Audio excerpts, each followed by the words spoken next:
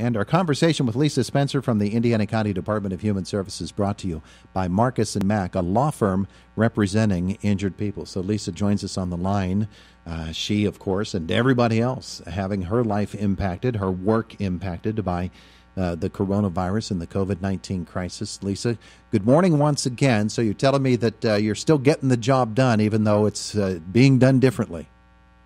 Yes, this is different territory for us, but I feel like all the agencies are still working together very well. We are all trying to do the best we can with our teleconferencing, with our emails and phones, the old school phone, how we do the old school. So, it's just different. Like the Zoom events are coming in now from the state or the webinars. So I think everybody's just doing it a little differently. But it's amazing how many agencies are still really engaging at this point. It's incredible to be part of that. And I'm on so many different groups right now just because of the nature of my job that it's amazing when you have a call and you can get 20 to 25 people on a call, or even if you get down to 7 people and you get so much accomplished. It's been really, really a good experience. Not that we wanted this to happen, but that we know that we can kind of adjust easily and continue all the operations. I know that Kathy Abby Baker is the coordinator of the Health and Human Services Subcommittee. They've got their work cut out for them as well. She's been posting regularly. Yes, and so she's actually here this morning with me. We're social distancing for most of the staff. We're kind of staggering everybody, but she's doing a good job trying to keep everything updated. And she actually had a couple of interesting things yesterday. I'm not sure if you caught Dr. Rachel Levine's like her post yesterday or her live feed. So did you realize that pink eye can actually be a symptom of COVID-19? I didn't know that. No. So, yeah, they said that, and they said it is not going to be transmittable by mosquitoes. So we learned that yesterday, the little fun facts, So that was from the State Department of Health. So fun might be a subjective phrase there, but okay. What's that? I said fun might not be the best word to use there, but okay. Okay, how about tips? Tips of the day. There you go. There you go. Informative. Right, but so those are the kind of things that we just keep learning day to day, and as we learn things, Kathy's trying really hard to keep it up and keep it updated on our HHSS website. It is. I think I have to give Tom Stutzman from EMA. I have to give him a lot of credit. We had an incredible call with him last week with so many different agencies on the line, and just pulling all of them together and listening to how everybody's like kind of chipping in and how we're overlapping and kind of seeing where we can kind of help each other. It was so informative last week that we were so impressed by it that we're actually going to do it again tomorrow. So I look forward to that because it keeps everybody up on the current information, and so you understand where everybody is at that current moment. Yeah, and the Emergency Management Agency does have Indiana County's pandemic plan right there on their website. Yes, that was one thing as part of the executive committee. I was part of that too, as well as Kathy out of my office. We worked on updating that. Probably that was a few weeks ago because that had already gone through the commissioners' meeting and had been adopted. And so really what I think had happened is we just kind of broadened it instead of being so specific to what we always kind of had in there like the flu. So we just kind of broadened it so it would encompass any kind of, pandemic or anything that could come along. And lo and behold, here we are, So... All right, so some of the other efforts being undertaken by the Health and Human Services Subcommittee, by the rest of those folks working in the Indiana County Department of Human Services that people are wondering about, things like Children and Youth Services. Their needs go on, and of course, there are certainly emergency needs that come up when dealing with that department, and you have to make some adjustments there. I think so, and also... So that's a county department that cannot shut down. I mean, obviously, they have to stay on 24/7. It's unfortunate. I heard I heard a news article the other day that across the country, since everybody's kind of home isolating, the increase in domestic violence and child abuse cases has increased, and I think that's really a sad fallout from everything.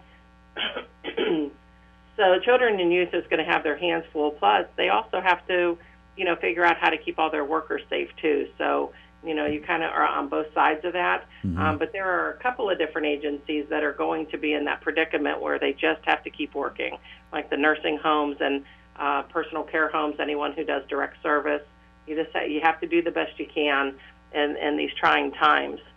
So. Yeah, one of the things that we notice is that there are some services that are so essential that they have to be done face-to-face, and we note that the protective sheets of plastic are now up to protect people from having too much face-to-face, to getting too close together, and even plexiglass has been installed at a lot of places. Yeah, I saw that on a couple of things. But so all of the county offices are actually closed to the public at this time, through this week at least. Maybe we'll find more out about that as the commissioners let us know. But I think in regards to all the safety, it's really difficult to go out into the community and try not to be out there. But when you have to have toilet paper, you have to have toilet paper, So it makes it difficult when you have to go from store to store to store, because I kind of feel like that's not a good thing to do.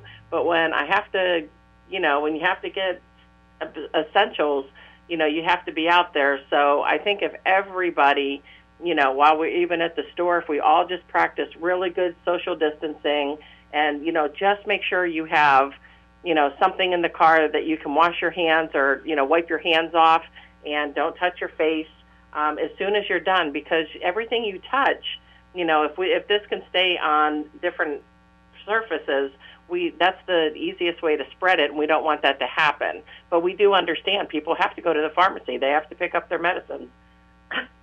So all of those different things. Life has to move on, but we still have to do it safely. From within your department, and you noted that the departments remain open but closed to the public.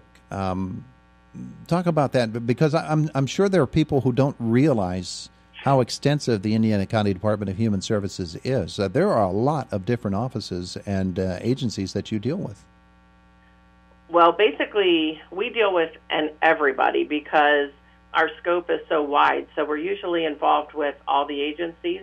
So the two things that I really want to point out today is, if anybody's in having any trouble with food shortage or emergency food in need, ICAP is still providing emergency food, and they're still working out of their South 6th Street Extension location.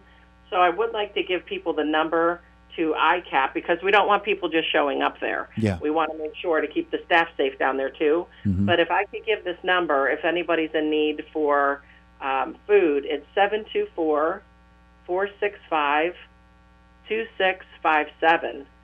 So that would be the ICAP number, and we're in close touch with ICAP right now because they also handle our housing programs through our homeless assistance program. Yeah. So we monitor the grant, but they actually implement the programs. And so it's really, we're still getting those done, but we've had to change a little bit of how we do things. So the rental assistance program, since people can't actually come physically to the office because they're closed down to the public, we're mailing out all the information to them, and then they can either scan and email it back or they can mail it back in. But you can see it takes a little bit longer to get done.